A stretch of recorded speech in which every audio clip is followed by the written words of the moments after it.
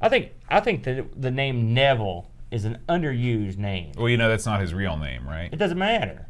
What do you think about the name Neville as a name for its son? I just think about Harry Potter. Are you familiar with Harry Potter books and films? I'm familiar with them, but I'm not intimate with them. Okay, well, there's a character in Harry Potter named Neville Longbottom. Okay. Okay. That name sucks. He's like the perpetual heel of Harry Potter. He's no good. Yeah. And what would have been great, what I was secretly hoping for, was that at the end of the story, it would be revealed that Neville was actually the chosen one and Harry was just some doofus that was along for the ride. I will say Neville, the name, has an evil sounding connotation to it. Number one, it's got a V in there. Mm-hmm. It's very similar to devil. Well, if you take away the N, what do you get? Evil. But also, that's a good point, but it sounds sort of like devil, the evil. Plus, if you Neville, it sounds sort of like Weevil. Mm-hmm. You don't like those. Or Weasel. Yes. So now that I think about it, it's a horrible name. It is sort of a spooky name. So there you go. Neville. Did the guy have a long bottom? Uncertain. He was never unclothed. Never shot from behind? Yeah. That's probably for the best. Probably for the best. Not good for a children's film. So, Aaron, I have these cards here, okay? Okay. These cards were purchased for me from my brother from the Apple store in Cupertino at Apple HQ. It's the only Apple store you can buy a lot of this merchandise. Okay? Can you get the $1,000 monitor stand at this Apple store? I believe that you can, but I'm going to give you a gift much more valuable. Oh, it's a gift for me. So what I'm going to do, this is sort of like a word association game. Okay, right. I'm going to show you an image. And I want you to just tell me the words that spring to mind when I show you each image. So this is sort of the old ink blot test. Yeah, it's the old ink blot test. All right, I'm okay. ready. All right, I'm going to show it to the audience first. I'll try to not be biased toward Apple when I say Don't look at the screen when I do that, because then you can see it early. I know what you were doing. I was showing it to the audience. I did not see it. Okay. I did not see it. So here we go. Okay, I'm ready. It's an iPod. Right. What do you think about the iPod?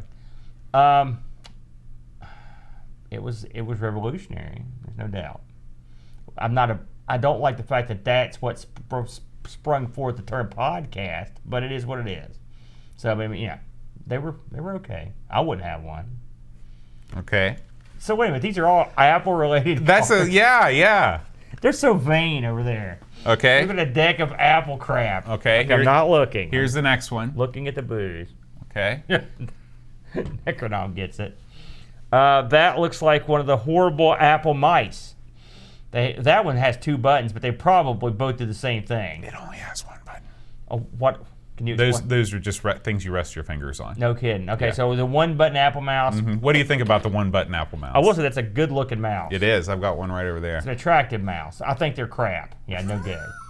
Although that looks way better than the ones the pucks that I remember. Those things were the dirt worst. Okay. I'm not looking.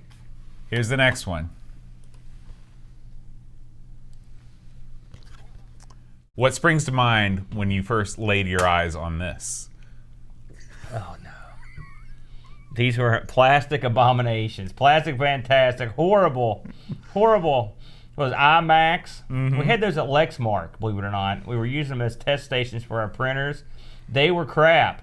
And once they broke, no one could figure out what to do with them. So they sat there for years. I remember the aqua blue version? Mm-hmm. Bam.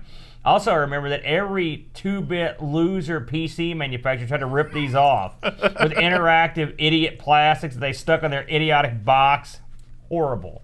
This is when style over substance became reality. Up to this point, did you ever get these in the shop when you were I've never actually computers? No. I worked on them at Lexmark, but not in the shop. Okay. Those would not be allowed in the shop. Those would be those are instant garbage. And the funny thing is, they are attractive little machines. I like the all-in-one thing. I'm one of the few, but fixing them's a nightmare. Okay. Here's the next one. E-machines. That's exactly right, Kate. iPhone. Again, listen, I'm not some kind of a moron. This ushered forth the smartphone era. And despite all the kind of walled garden goofiness and the idiotic removing of cabling and whatnot, what can you say? They're overpriced. At this point, they're a joke, but at that time that the original came out, they were a pretty big deal. All right. They're innovative. Apple was very innovative with that. And the turtleneck freak did a good job pulling that across the finish line. Okay, we've got a couple more here. We got one more. Okay.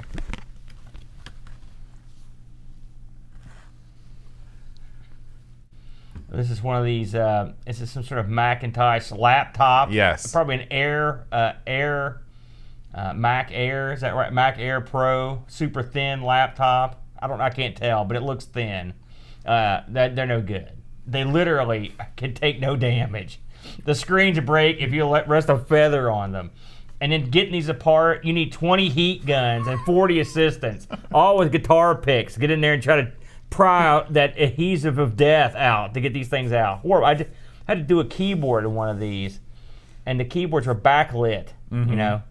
And most things have a keyboard. Like if you take a PC apart, the laptop at the keyboard is a big unit. It just unplugs, you know, sort of like the Spectrum here, right?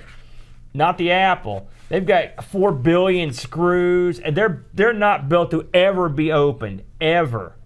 So no, thumbs way down on the laptop. Thumbs way down. Now, if you had to pick your all-time least favorite Apple product and/or moment, what would it be? We're doing this because this is the, of course, celebrating the launch of the new Mac Pro, first redesign in 6 years. I celebrate it. I celebrate that so much. God bless them.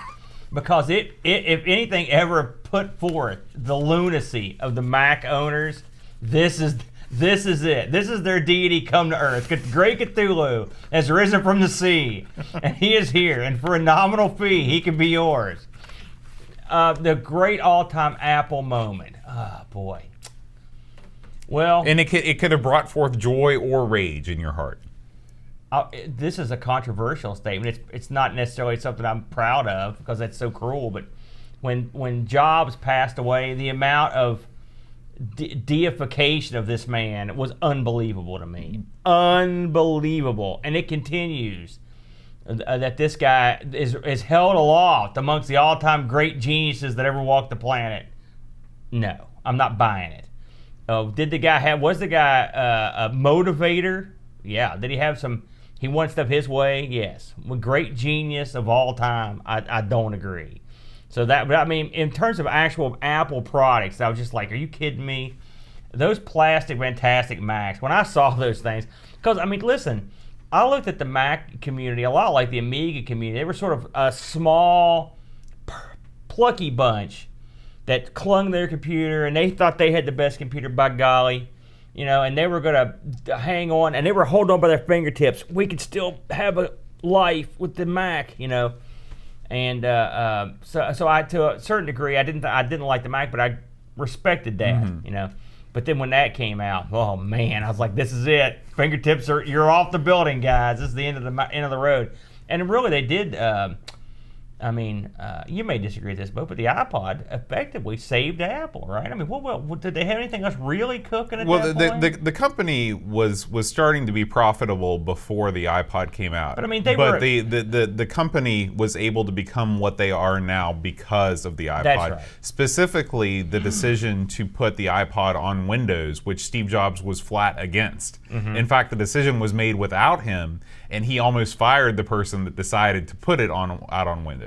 And I will say that another happy moment this week was the announcement that they're getting rid of iTunes. Never has a more ponderous dinosaur of a program been unleashed. Now, I can't speak for the eloquent and beautiful Mac version, but for the PC version, this big behemoth staggered drunkenly onto my desktop, fell over, and then attempted to try to be functional. I'll agree with that 100%. Horrible. And anytime I had to work on these things, there were two things I never wanted to hear at computer class. That's basically at my computer job. One, my AOL is messed up. Not good. And two, what's going on with my iTunes? Or I lost all my music. I was like, oh, because that means you got to interface their godforsaken Apple product in there, and with the no good. Now, to be fair, there are plenty of PC-centric manufacturers. Your HPs, your Lexmarks, your Did Lexmark make PCs? They made PC products.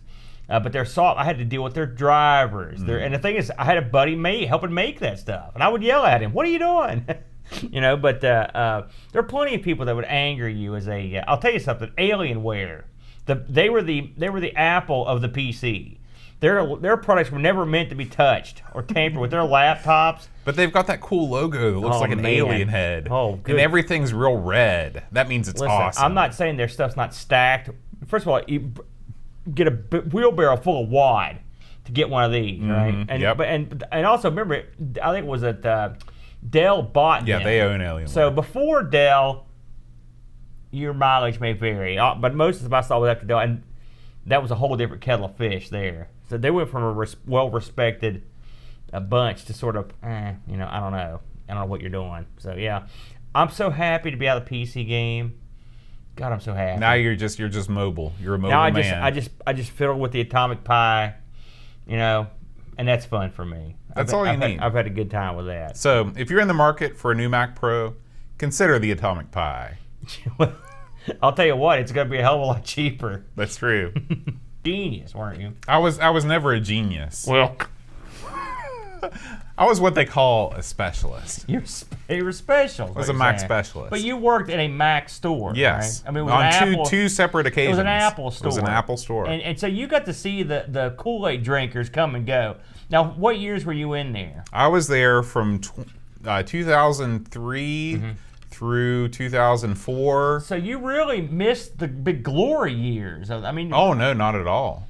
When did your first iPod touch down? Well, the first iPod was not the one that made a buttload of money. One. How about that? The big money one was there. The first big money iPod was the iPod Mini. And which was when? That was when I was there. So that's when. Yeah. But you were that. But iPhone, iPad, all that crap hadn't been released. Well, here's the thing. So I was there from 2003, 2004. That was when the iPod Mini was a big thing. Yeah. Barack Obama bought an iPod from our store during that time. I was not there on that day. Yeah. Dan Rather's assistant called me to purchase an iPod Mini. Oh, yeah? And God knows he's beyond reproach. Oh, Dan Rather, what a man. But anyway, then I was back. When I was in England, I started working at the Apple Store in Meadowhall in Sheffield, and that was 2009, 2010. Yeah.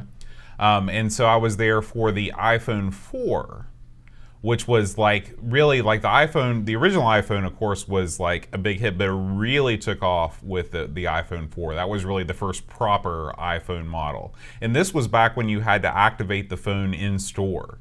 So after they bought the phone, you had to take the customer to an iMac, plug it into iTunes, and activate it before they could even leave. A lot of people mistakenly think that I hate all Mac owners or all. It's not true. I don't. There's a disconnect there. Now, it's funny because a lot of, I consider the people in our Discord to be geniuses. And a large percentage of you guys have Macs and Apple products. Yeah, and love them. true. Love them. And it baffles me on a daily basis sometimes. But, listen, I know plenty of smart people that have this stuff. More power to them. But frankly, me being smart or dumb is irrelevant because I couldn't afford any Apple products ever. I was never affluent enough to purchase anything from Apple. The funny thing is, as much as I hound them, I too am a proud Macintosh owner. That's true. Tell them about what the Mac that you own. I don't know what it is. Awesome. And it's in a tub under a pinball machine in the arcade. It's in one of the totes. It is in a tub. But I do own it. I thought you called them totes. Either way, tote. But I've turned it on a few times. It does work. What are you missing? I'm missing a mouse, which you sent me a link to, which I haven't bought. But I'm going to just buy that for you. It's because you need just to force feed me some Maction. Yeah. Maction. That's your new podcast. That is. Join us every week for Maction, where Aaron rants about Apple and I talk about the glory of the G4 Quicksilver. Get your plastic computer off my lawn.